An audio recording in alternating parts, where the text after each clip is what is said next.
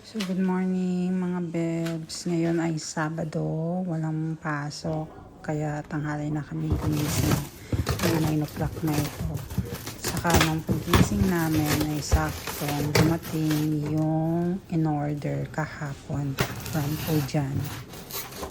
So, nag-deliver nga pala kami ng seafoods from Pujan. Kasi especially talaga yung isda. Kasi miss na namin ang paksiw. Ako personally, pero mas sobrang na-miss na ng mga bata ang paksiw. Sa halos mag-iisang taon na namin dito, hindi na talaga kami nakapagpaksiw. Madalas kami mag-adobo, pero nami-miss na daw ng mga bata yung paksiw. So, hayun, kahapon ng hapon, nag-isipang magpa-deliver. Buti na lang may kakilala taga po dyan sa business. So, mabilis. Diba? Hapon na yan. Kahapon nung in-order namin. Tapos dumating ng ganito kaagad dito sa Nagpuhan. So, kung po dyan, Nagpuhan is like, kung by car is like almost 10 hours yung biyahe. But by plane naman kasi ito. So, mabilis pa rin. Diba? So, ang sarap lang mamili ka nandito ka kasi ang bilis dumating sa inyo ng order niya. Wow. Ito na nga, pinadalhan kami ng 5 pirasong isda, which is hindi ko kilala. Tapos may apat na parang packet ng hipon. At saka isang yung parang yung ginagawang tuyo. Hindi. Dahil sa atin, yung parang ganun isda. Basta na piniprito na parang tuyo. Ganun. So, yun yung dumating sa amin. Hindi naman kami nag-specify talaga kung ano yung mga pipadala. Pero ang gusto lang talaga namin, fish, which is nga magpapaksiw kami. Ang hirap kasing maghanap ng fish na papaksiwin dito sa amin, sa uhan. Kadalasan, yung isda na nakukuha sa ilog. So, hindi namin bet. Saka, syempre, baka hindi maganda yun pag pinaksiw. So, never sinubukan. Kaya sa ngayon, yan, tuwang-tuwa kami kasi syempre, magkakaroon na kami ng fish na papaksiwin.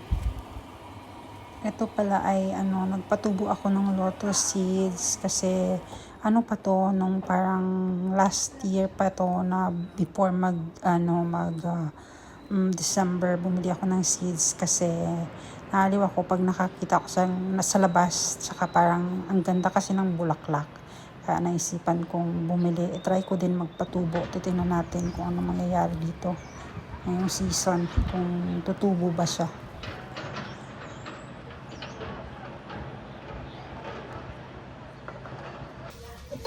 May tutor na pala nitong time na to yung mga bata. So, parang ako maghahanda na ng lunch kasi usually talaga kasi pag ganitong Sabado, ang tanghali na namin gumising ng mga bata. Like, gising kami minsan 10:30, 11. Hindi ko pinapabangon ng maga kasi nga wala namang pasok. Ng tulog kasi pag may pasok, kulang sa tulog. Minsan, pag ganito alam ko walang pasok kinabukasan, hinahayaan ko lang sila minsan manood or maglaro ng iPad nila kahit na late na. So, parang pinaka-late na tulog pagka walang pasok din naman is mga 11. Pero pagka may pasok naman, maaga din naman kami natutulog. Pero ngayon kasi, ewan ko kung bakit maagang gumising, 9 gumising na. Kaya pala din kasi nga today is mag-tutor sila, whereas normally pag ganitong Sabado hapon yung tutor, pero kasi yung tutor namin is merong schedule siguro ng hapon, kaya parang nag-reset siya ng morning. So pumayag na lang din ako kasi para hindi kami mag-haul ng hapon kasi pag hapon kasi may tennis activity sila. So, kailangan namin magmadaling umuwi after tennis kasi yun na yung time din na mag-tutor sila sa hapon. So, buti na lang din na napaaga yung tutor today para pagkahapon hindi namin kailangang magmadaling bumalik agad. So, ito na nga ang lunch since dumating na yung in-order na fish. Siyempre, nagluto ng paksiw. Tsaka niluto ko yung isang balot ng hipon. Tsaka kami, yung mga matatanda, Yan, tinapay lang. Importante lang naman kasi yung mga bata. Minsan kami nga, once or twice na lang kumakain sa isang araw. Alam mo yun, kasi hindi ka naman nagugutom madalas. Mas importante itong dalawa. So, after nga ay time ng pumunta ng tennis, which is medyo hindi maganda ang mood nitong aming bunso dahil hindi ko alam kung dahil masama ang pakiramdam o dahil talagang ayaw na niya. Ewan ko ba sa dalawang to, tamad na tamad sa mga physical activities. Madalas pinapagalitan ko kasi parang ang gusto lang magstay sa bahay, manood ng TV, maglaro. So, ayaw naman namin ng ganun. Kaya nga namin enroll sa tennis para magkaroon ng physical activity. At saka yun yung nakakabo namin para mabawasan yung gadget time nila.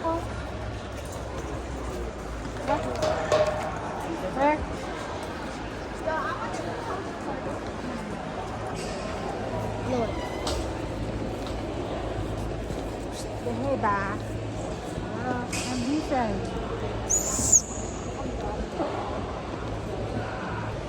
This is where the tennis. You take videos of everything.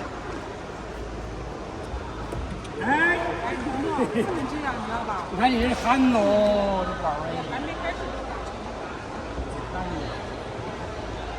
And everybody is taking it seriously aside from Sophia and Austin. Yung nami pang pukpukon. So dahil nga tamad at ayaw talaga sana ni Austin maglaro. Ganito, parang ilang minuto silang nag-usap-usap. Kasi nga si Austin ayaw sumunod kung yung pinapagawa ng coach nila sa kanila.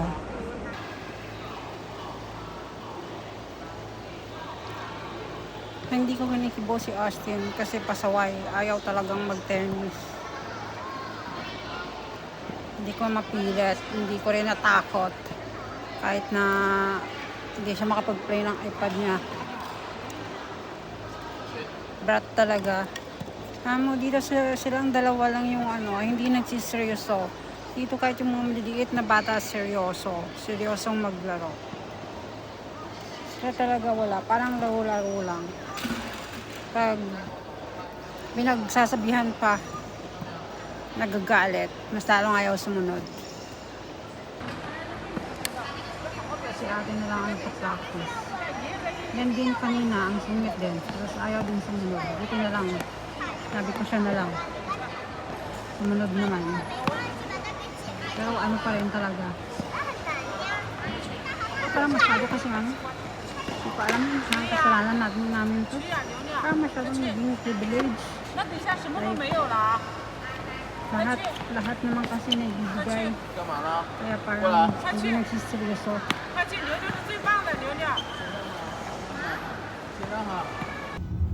Ay naku mga bebs, kahit nung pauwi na si Austin, ang tigas pa rin. Hindi kami nagkikibuan.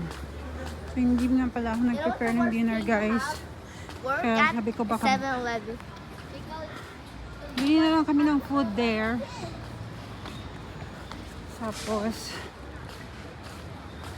kukuha muna ako ng package pag bumili ng food. Akong package dito. Come here. So come with me. Dito, kuha muna ako ng package. May in-order ako pero isa pa lang yung dumating. Kaya kukunin ko muna. 75. 75 there. 25. But it's 14. 14 there. 75, 14.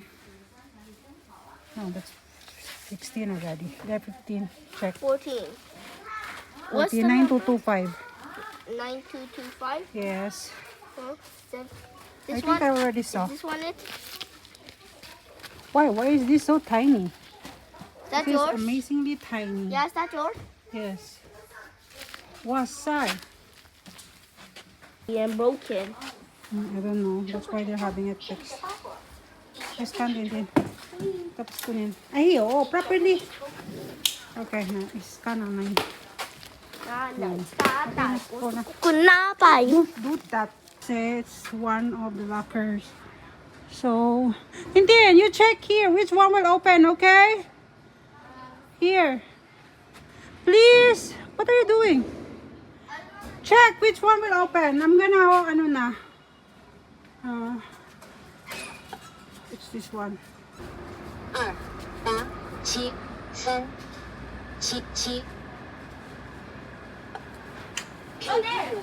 Okay, there. Open it. Let me check. My bash is food. Is it open again? He don't want to buy food from there. He only wants to buy from the pink store.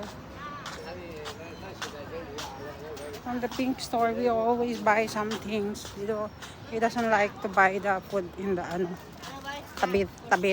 To go to the mall, then we can buy from the mall tomorrow. Bili na lang kami ng bakal. Cola, diba? Yeah, we need cola. Yeah. 3 colas again.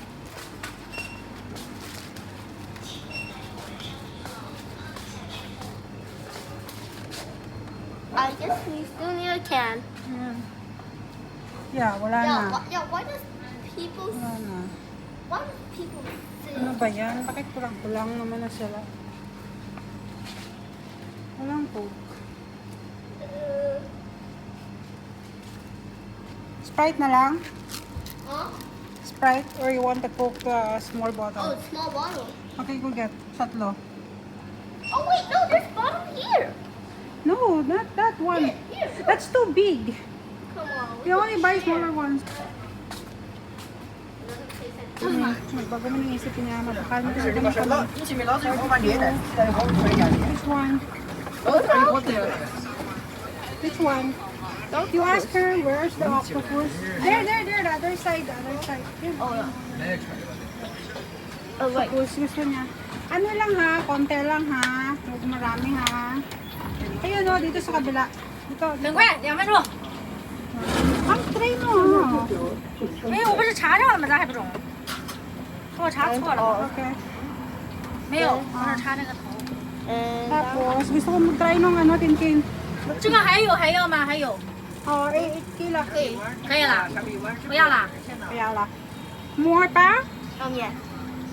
对，里面有那个手把串儿，也挺好吃的。 Careful, hold it. Hold it. 小心 Mamaya 别掉 hulog. 喽！拿着这里， Ah, there. 来，姐们，姐， I Tintin, get this one. The grasshopper? 先完了 I 吧？ like 2. Ay, more pa. Meron pa octopus. Sabi niya. Gusto mo pa? 慢着。 Order kami dito. Sorry, marami pa. Marami sila. Dito nakakaalis ito gabi. Kung tinatamad ka magbuto, pwede ka lang bumili. Diba? So, ito na. Nakawin na kami ng bahay. Kaya na namin. Ito na yung dinner namin. Bumili ako nito. Yan. Bumili ako 2 sto. Kakainin na natin. Actually, ang ginawa niya lang dito, prinirito niya, deep fry, and then nilagyan niya ng mga powder, mga barbecue powder.